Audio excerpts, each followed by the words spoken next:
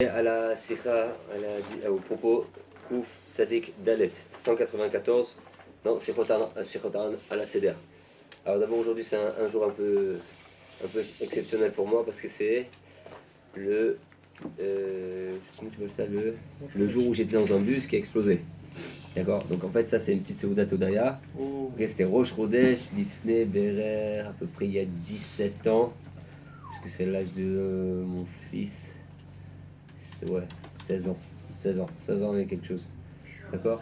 Au prochain, tu vas voir comment Hachem il est Rahman. Comment Hachem il a de la miséricorde. Comment t'as échappé? Comment j'ai échappé? Comme il a dit à quelqu'un, il a dit un jour il a fait une saudate et il a invité des gens au mariage de son fils. Il a dit voilà, je voudrais vous dire un truc. Hachem ne m'a pas aidé. Quoi? Qu'est-ce que tu dis? Non, il a tout fait. Voilà comment je me suis échappé. C'est Hachem qui a tout fait, c'est tout. Et les mains, c'est juste pour. Comme ça sera un pire ça. D'accord. Ouais, le bus qui revenait, qui partait de Aroma et qui allait donc vers Tachana Merkazit. Je sais plus si c'était le 14 Aleph même à l'époque, je sais plus s'il y avait ici, je sais pas si ça existe encore le 14 Aleph. Donc les mains, c'est ce qui s'est passé techniquement parlant, c'est que c'était Erev Rosh Chodesh et donc il faisait très froid et le bus il était plein à craquer. Et c'était l'époque où il y avait beaucoup de bus qui sautaient, malheureusement, c'était la technique c'était la technique qu'ils avaient trouvée pour essayer d'arriver au shalom et faire sauter des bus. C'est marrant, non? On va faire du shalom, on va tuer des gens. C'est bien connu que ça marche comme ça, le shalom. Bon, bref. Mais Kitso, il y a deux mertards, deux hommes de sécurité qui ont essayé de rentrer dans le bus. Ils n'ont pas réussi. Maintenant, le terroriste, lui, était rentré à la première Tachana. Déjà, il s'était bien installé. Et quand on arrivait à côté de la station d'essence, il s'est dit, tant qu'à faire, hein, on va essayer de faire un petit banquet, un michoui. Et bon, Dieu ne l'a pas laissé faire. Et donc, il s'est fait sauter là-bas. Donc, il y a eu 8 morts et 60 blessés à peu près. Donc, ça, voilà, ça est le décompte, le côté technique. C'est un peu comme ça d'ailleurs que les gens ils racontent la Shoah. Ils racontent que le côté, voilà, il s'est mort, ils sont rentrés ici, ils ont tué, ils ont truc, ils ont machin. Mais on oublie juste un petit truc. C'est que tous les autres, bon, Hachem, on a survécu. Donc Hachem, dans un même bus, il a fait un tri. Il a dit celui-là, il doit être un peu blessé, celui-là, il doit mourir, et celui-là, il doit sortir indemne. Dans un même bus, avec une même explosion, le même jour, au même moment, d'accord? Si vous voulez, il y a une andarta là-bas, ce qu'on appelle une andarta, il y a une plaque commémorative là-bas, d'accord? Où on voit, et ça c'est là, c'est ce qui a écrit et qui date du moment où ils ont fait le bilan. Ça correspond pas non plus à tous ceux qui ont peut-être décédé, qui sont peut-être prédécédés de troubles ou qui ont plus une vie normale depuis ce moment-là, d'accord? Alors maintenant ça, après ce côté un peu pas macabre, il y a le côté extraordinaire. Alors moi les Massés, c'était un Shabbat qui avait été un petit peu difficile. On était chez mes beaux-parents. Ça s'était pas très bien passé au niveau du Shalom Bayit. J'avais pas fait un très beau rêve non plus la nuit. Et Rabbi Nachman il explique que dans ce Midot, quand tu as des mauvais rêves dans la nuit, c'est mieux que tu sortes pas de chez toi dans la journée. Bon, j'avais pas écouté parce que je pensais pas que ça me concernait. D'accord. Maintenant les Maasé, quand je suis arrivé, je suis parti le matin, je devais aller au travail. Et donc j'ai vu le bus. Et bien sûr, comme j'étais à l'heure, je me suis mis à courir pour attraper le bus. Donc j'ai couru après le bus qui allait exploser. J'ai couru de toutes mes forces. Avec mon sac de livres comme ça. Écoutez Moral, écoutez Philol, écoutez Alachot, Mara, qu'est-ce que j'avais pas là-bas? D'accord. Donc j'ai couru. Et je suis rentré, je ne vais pas dire de force dans le bus, mais je suis rentré quoi, tu vois. Et donc il y avait les gardiens là-bas, puis ils m'ont laissé rentrer, machin, ils n'ont pas pu truc, je me suis installé, j'étais à côté de lui. Et j'avais un CDR bon prochain. Alors quand je suis rentré dans le bus, comme la journée elle avait très mal débarré, la nuit elle n'avait pas été bonne, le Shabbat n'avait pas été terrible, et non plus le matin il n'avait pas démarré sur les chapeaux de roue. Et c'était Rosh Chodesh Adar, et j'ai dit comme ça, j'ai dit, bon, c'est comme on dit, Rosh Chodesh, Mishen Nichnas Adar, Marvim Besifra, quand il rentre Adar, ben faut multiplier la joie, faut augmenter la joie. Et après, je me suis aussi rappelé d'une autre phrase de Rabbi Nachman qui disait Yesh inyan shenitaper akol letova. Il y a un principe qui dit que tout peut se retourner pour le bien. Je suis rentré comme ça dans le bus, je me suis mis juste à côté du chauffeur et j'ai pris mon Sefer Amidot, parce que c'était mon CDR de l'époque. Je l'ai encore d'ailleurs, avec plein de morceaux, petits morceaux de vitre, du sang dedans, des trucs pas très.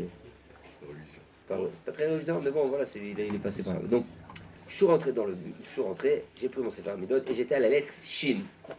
Et à la lettre Shin, il y a la Ségoula de Rabbano qui ramène que les 15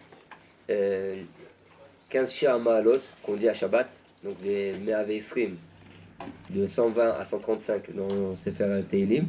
Donc le fait de les lire, c'est Mesougal, ça donne la possibilité de ne pas dormir. D'accord. Donc moi je faisais le livre à la CEDER, et dans cette édition-là, peut-être un jour je vous l'emmènerai, dans cette édition-là, ils mettent et ce que Rabbi Nachman dit, et aussi la Ségoula en elle-même. C'est le Keren qui avait fait un petit livre comme ça épais, comme ça se fait Amido du coup. Donc je commence à lire ces femmes et une fatigue qui monte. Mais une fatigue, alors que j'avais quand même dormi, quoi. J'avais bien dormi, j'avais même beaucoup trop dormi dans la nuit. Donc je commence à une fatigue comme ça. Et je fais le premier chez Amalot. Mais mec, je sais pas, j'avais presque allé m'endormir sur pied. Et j'arrive au deuxième chez Amalot, qu'on connaît chez Amalot, et ça, et là, il y a les harim. Chez Amalot, ça, et là, je lève mes yeux vers le ciel. Et sur la phrase qui se finit, donc sur ce chez Amalot, Hachem Ishmor, Tsetra, Voecha, Me'ata, Ve'adolam. Hachem, il protégera tes rentrées et tes sorties. Boum! Le bus, il a explosé. Voilà. Tu étais à côté? Je sais pas ce que ça veut dire à côté, j'étais à 3-4 mètres de lui, je sais pas, je l'ai pas vu, moi j'étais de dos. Non, j'étais debout. C'était une vraie. Comment expliquer ça? C'était vraiment une lutte incroyable. Chaque mot, chaque syllabe que j'ai dit à ce moment-là, une envie de dormir, quelque chose d'incroyable. Et une lutte avec le Yetzirah. Maintenant, moi je le savais pas, mais c'est une lutte avec la mort. Je me doute. Donc le bus il a explosé comme ça. J'ai même pas réalisé, j'étais de dos. Donc, je sais même pas ce qui se passait. Alors après, je me suis plié comme ça, première vue. Mon sac, j'avais un sac avec peut-être 5 ou 6 kilos de livres. Il a disparu. Il y avait mon arme aussi dedans, à l'époque. Et... Tu t'es armé? Ouais, armé. Ça m'a beaucoup aidé. Ah ouais, dans Teilim. Voilà, ça m'a beaucoup aidé. Heureusement que j'avais mon Sefer Midot en tout cas. Bon, les mains c'est... Quand je me suis relevé, j'ai passé ma main sur la tête. J'ai vu que ma tête elle était là déjà, j'étais content. Après je me suis retourné, parce que mon sac il avait disparu, ma kippa elle a brûlé, mais c'était à moi complètement. Donc tu vois, j'étais pas si loin que ça ce qui s'appelle le réchef, le souffle. D'accord. Bon, lui il a complètement cassé. Maintenant j'ai un autre nez, c'est que j'ai perdu mes lunettes. Et sans mes lunettes, je vois pas grand chose de. Ah, donc t'as pas vu les... Donc j'ai rien vu de spécial. Tout ce qui est malheureusement, quand il y a des morts, il y a du sang, il y a des. Bon, bref, les kids sont. Et donc on a sorti un petit peu, il y avait comme ça, je me suis retourné, j'ai regardé. On a sorti un peu les gens qu'on pouvait sortir. Parce que les gens ils n'ont pas réalisé, c'est-à-dire d'abord ça a explosé. Et après 2-3 secondes, les gens se sont mis à crier. Ah, c'était fini déjà. Mais ce qui était mené à notre autre de garder ces deux choses. C'est qu'après j'ai compris que, comme ça il y a eu ce moment là de tardement, ce moment de sommeil qui est venu, c'est un petit peu avant, c'est la Midatadine. Cette Midatadine qui descend comme ça sur le monde, tu vois. C'était un moment de jugement, d'accord. Mais à ce moment-là, il n'y a plus personne qui peut t'aider. C'est pas ton âme, c'est pas si tu es troisième dame de je sais pas quoi, ou si tu fais 2,50 m et 130 kg de muscle. C'est pas ça, la seule chose qui va t'aider, c'est ton Teilim, la Ségoula du Sefer Amidot, et combien tu vas lutter pour t'accrocher avec les tzadikim, mais tout le reste, ça reste en l'air, tu comprends. Tout. Et là-bas, il y avait des soldats comme ça, armés, et tout ça, en tenue, qui partaient dans leur base. Donc ils étaient BLM, je me rappelle, il y en avait un, il s'était ouvert toute la lèvre comme ça, je me rappelle. Au moins toute la lèvre comme ça. Et je lui dis, tu sais, t'es vivant, tout ça, il m'a regardé, je sais pas, à mon avis, il a dû penser que j'étais un ange, enfin non. Et comme ça, il m'a regardé, le pauvre, il était BLM. Mais ce qui est mené un proche, je raconte, c'est ce moment zéro. C'est à ce moment-là que tu réalises que ce monde, c'est pas un pique-nique. C'est quand je me suis retourné, tout le bus il était plein comme ça d'une sorte de poussière, je sais pas comment on appellera ça. Ce que je me rappelle, c'est une sorte de poussière grise comme ça. Ça avait pas flambé le bus, il était pas en train de cramer, mais bon, il avait pris une autre couleur. Et c'est ce silence-là.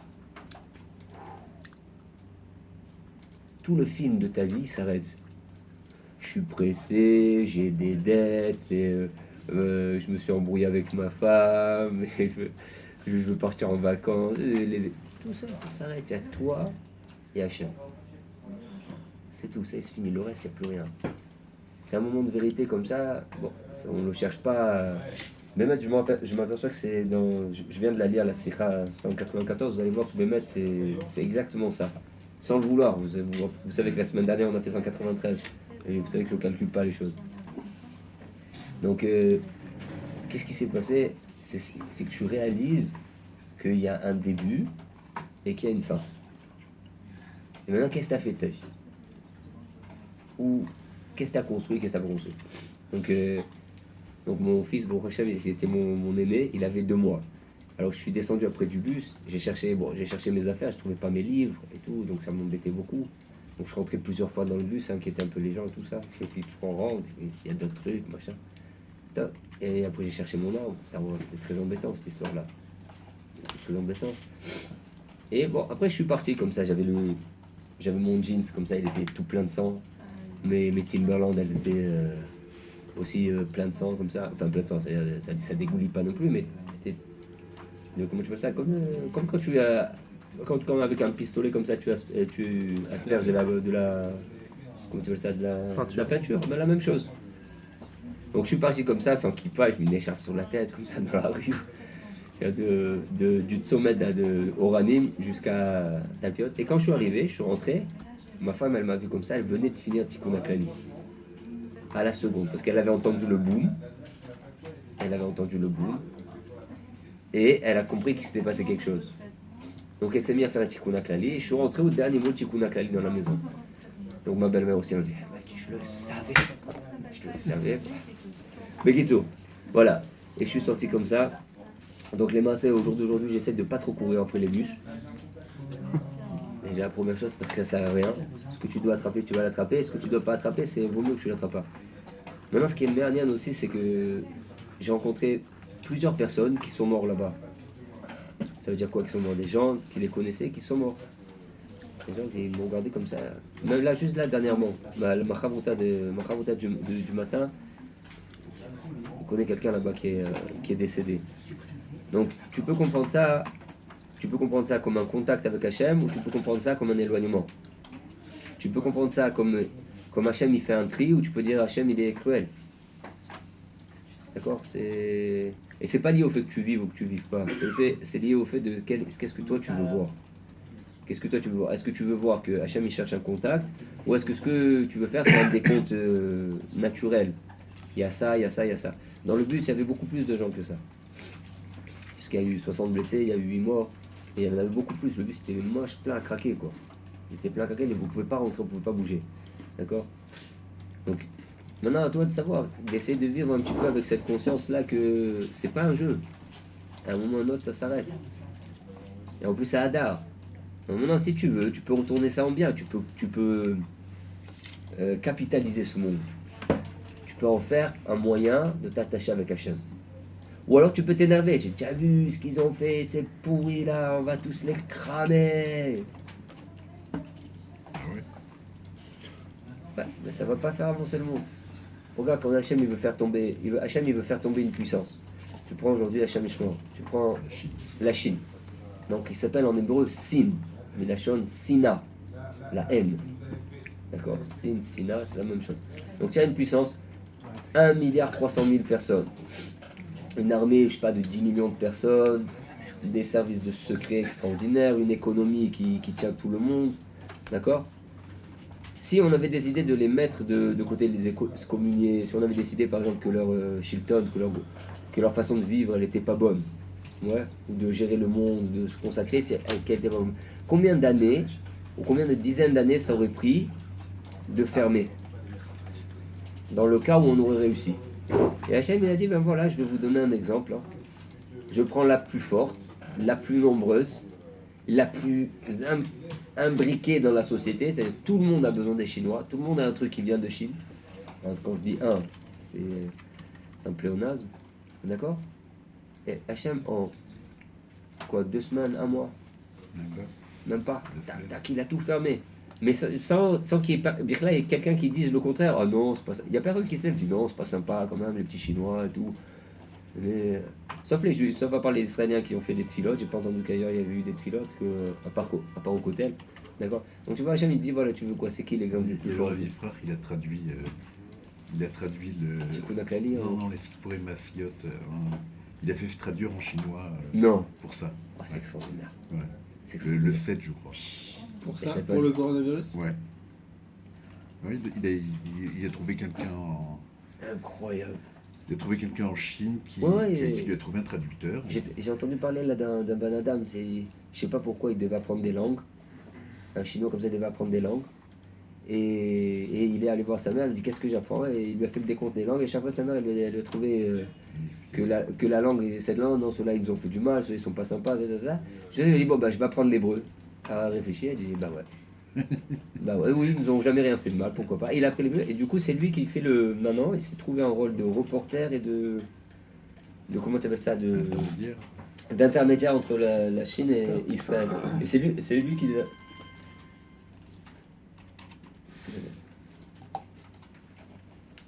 Et c'est lui qui leur a fait passer le. Comment on appelle ça? Qui leur a fait passer le. C'est ce Ben Adam là qui leur a fait passer justement le fait que les Israéliens ils ont fait des tfilotes au Kotel, pour eux ils étaient hyper contents. D'accord. Donc maintenant pour en revenir, ça c'était la petite truc. Bon prochain aujourd'hui mon fils il a beaucoup de frères et sœurs. D'accord. Baruch Hashem. D'accord. Et lui aussi doit faire une bracha. Et nous on a une bracha quand on a un accident comme ça qui s'appelle Baruch she'asalines bamakom azeh. Baruch Hashem, le Kenu Melech Olam, she'asalines bamakom azeh. Faire au moment même. Au moment même et tous les 30 jours quand tu repasses par le même endroit. D'accord. Sois loué éternel notre Dieu qui m'a fait un Tu miracle. passes tous les jours pendant Dans 30 un jours, endroit. tu le refais tous les jours. Non, sans Hachem ou Malchut. Mais une fois par mois, c'est bien, tu peux le faire avec le nom d'Hachem. D'ailleurs, c'est manienne. Parce que comment il s'appelle ce virus Corona? Il s'appelle Covid-19. Covid, mais tu peux. Covid, c'est Kavod. Et 19, c'est le nombre de brachot, de bénédictions qu'il y a dans le Shmona Esrei, dans la Tfila. D'accord? Donc voilà ce qu'on veut te montrer. Et eux, c'est un pays, c'est une force qui fait pas tellement appel à la Tfila. La Chine, c'est pas la représentation dans le monde de la Emouna, de la foi. C'est même plutôt le contraire. C'est-à-dire c'est le côté communiste des choses. On va faire, voilà, attrape la faucille et le marteau et puis vas-y tape de l'enclume. Mais à un moment, il y a un Hachem, il te met au milieu de l'enclume, du marteau de l'enclume. Fais attention. Attention. D'ailleurs, Corona aussi, c'est dans Couronne. Pourquoi ils l'ont appelé Corona, vous savez? Parce que ce virus-là, il a des pics sur lui pour trouer les cellules, pour entrer à l'intérieur. Et ces pics, elles ont comme la forme d'une couronne. Ah, Donc en fait, c'est pour ça qu'ils l'ont appelé Corona, mais la chose, Ouais. couronne. C'est ce qu'il a dit Couronne. à Ifrach. Il a parlé de ça, il a dit c'est parce qu'ils ont voulu enlever la couronne de Shem. Voilà, couronne. Mais maintenant, couronne, c'est aussi. D'accord? Keter, en hébreu, c'est quoi aussi? C'est quoi Keter aussi en hébreu? C'est karet. Keter, la couronne, c'est aussi les mêmes lettres que karet, excommunion. C'est-à-dire, soit tu mets la couronne sur la tête d'Hachem, soit on te met à l'écart, en fin de compte. D'accord? Ok. On n'a pas eu le temps de commencer Kouf Tzadik Daled. Un bon Chanoël Olam. Amen. Amen.